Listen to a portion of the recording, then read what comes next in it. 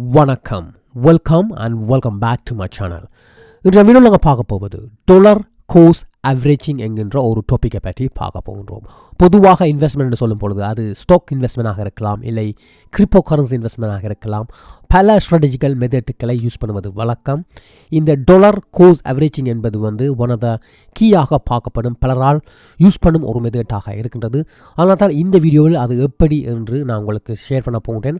அதை பற்றி மேலதிகமாக தெரிந்து நீங்களும் பிரயோசனம் அடைய வேண்டுமாக இருந்தால் இந்த வீடியோவை தொடர்ந்து பாருங்கள். இப்போது உங்களிடம் கேட்கின்ற ஒரு உதவி என்று பார்ப்பீங்கன்னா, எனது சேனலை இதுவரையும் சப்ஸ்கிரைப் பண்ணியிருக்காட்டிக்கு சப்ஸ்கிரைப் பண்ணிவிடுங்கள், அந்த பெல் நோட்டிஃபிகேஷன் ஆன் பண்ணிவிடுங்கள்.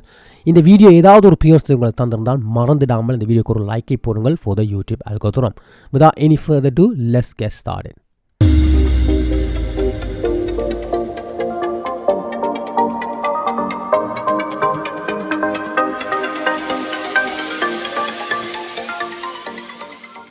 இந்த வீடியோ அல்லது எனது சேனலில் பகிர்கின்ற எந்த விஷயமும் ஃபைனான்ஸ் அட்வைஸ் இல்லை. அப்படி ஏதாவது ஒரு கிரிப்டோ கரன்சியில் நீங்கள் இன்வெஸ்ட் பண்ணினால் கூட அதுக்கான ரெஸ்பான்சிபிலிட்டியாக எடுக்க முடியாது.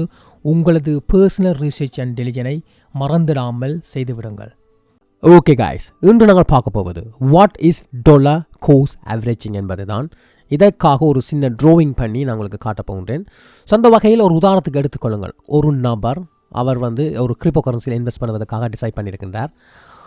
அவரிடம் இப்போது ஒரு $12,000 இருக்குது என்று வைத்துக்கொள்வோம். இந்த $12,000 அவர் இன்வெஸ்ட் பண்ணுவதற்காக வைத்திருந்தாலும் அவர் ஒரு டிசிஷன் எடுக்க வேண்டியதாக இருக்கின்றது, எப்படி இன்வெஸ்ட் பண்ண போகின்றார் என்பது. அதற்காக ஒரு உதாரணத்துக்கு எடுத்துக்கொள்வோம். இந்த AFER என்கின்ற ப்ராஜெக்டை வாங்க போகிறான்னு வைத்துக்கொள்ளுங்கள். இப்போ அதன் ப்ரைஸ் என்பது 89% இருக்கின்றன.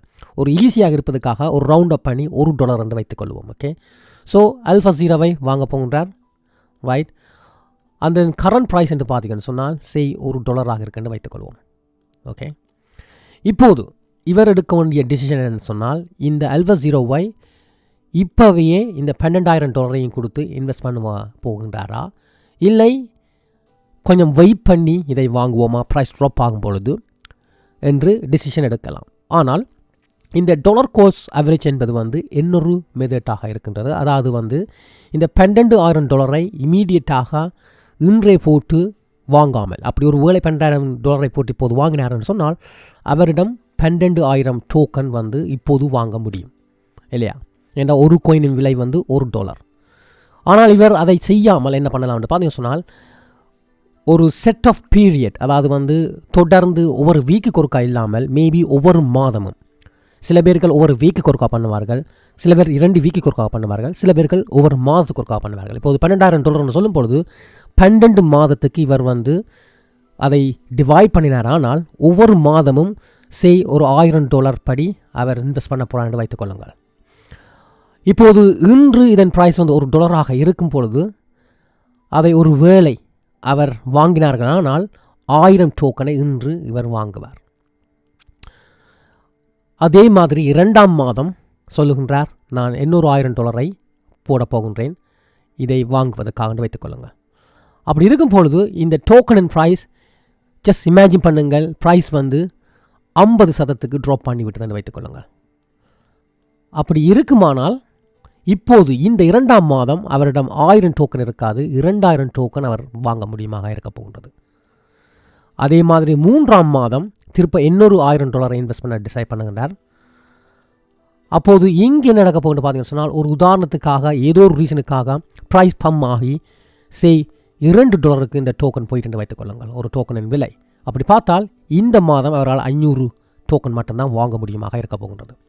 இப்படியே இதை கண்டினியூவாக பண்ணும்பொழுது ஒரு வருடத்தில் $12,000 ஸ்பெண்ட் பண்ணி இருப்பார். ஆனால் இதை டோட்டல் பண்ணி பார்க்கும்பொழுது சில வேளைகளில் இந்த டோக்கனின் டோட்டல் அமௌண்ட் மேபி ஒரு 15,000 டோக்கனாக இருக்கும். சில வேளைகளில் அதை விட குறைவாக இருக்கலாம், சில வேளைகளில் இந்த 12,000 விட குறையக்கூட இருக்கலாம். ஆனால் மோஸ்ட் ஆஃப் த டைம் பார்த்தீங்கன்னு சொன்னால் இது கூடுதலான டோக்கனை தான் வாங்கியிருக்கிறதுக்கான வாய்ப்பு அதிகமாக இருக்கும். ஸோ அதனால் தான் இவர்கள் இந்த டாலர் கோர்ஸ் ஆவரேஜை செய்வது வழக்கம்.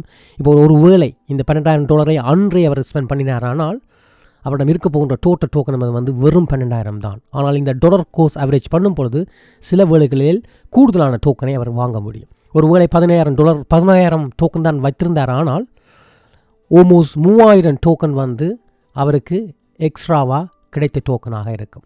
ஸோ இப்படித்தான் சில பேர்கள் இந்த ஆவரேஜ் பண்ணி இதை கூடுதலான டோக்கனை வாங்கி ஈவன் மச் மோர் ப்ராஃபிட் எடுத்துக்கொள்வார்கள். இப்போது ஆவரேஜ் பண்ணும் பொழுது உண்மையில் $1 வாங்கி டோக்கனாக இருக்காது. இந்த 12 மாதத்து இந்த டோட்டல் டோக்கனையும் டிவைட் பண்ணியிருக்கலானால் இமேஜின் பண்ணிக்கொள்ளுங்கள், 15,000 12ஆல் பிரித்தீர்களானால் உண்மையில் இதன் ப்ரைஸ் என்பது வந்து நினைக்கின்றேன் 0.80 சென்ட்ஸாக இருக்கும்.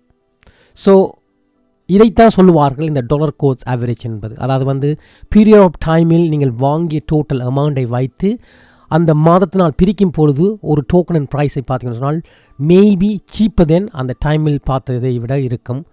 ஆனால் அதே சமயம் இது ஆல்வேஸ் அப்படி நடக்கும்னு சொல்ல மாட்டேன். சில வேளைகளில் ஒரு பீக் டைமாக இருந்தால் சில நேரங்களில் அந்த ப்ரைஸ் வந்து உண்மையில் கூடுதலாக இருக்கும் பொழுது இந்த டோட்டல் காயின் என்பது வந்து லெஸ்ஸாக கூட இருக்கிறதுக்கான வாய்ப்பு இருக்கின்றது. அதனால் தான் பொதுவாகவே நீங்கள் வெயிட் பண்ண வேண்டியது இந்த பேர் மார்க்கெட்டில் தான் நீங்கள் வந்து கூடுதலாக இந்த இருக்கும் இன்வெஸ்ட்மெண்ட்டை இன்வெஸ்ட் பண்ணுங்கள். அப்படி என்றால் ஒரு வேளை பேர் மார்க்கெட்டில் மேபி $1 இருக்கும்.